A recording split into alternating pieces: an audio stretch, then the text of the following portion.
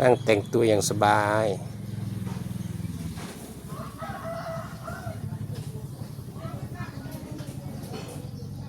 มอมแมมยกพากันไปเที่ยวข้างนอกมาไปเข้าป่าพืชผักสวนครัวมาสนุกวิ่งเล่นเลยดูมอมหมด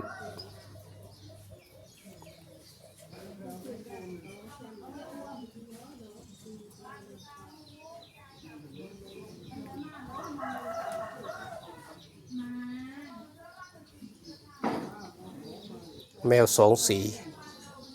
แมวก้าวแต้มขาวดำ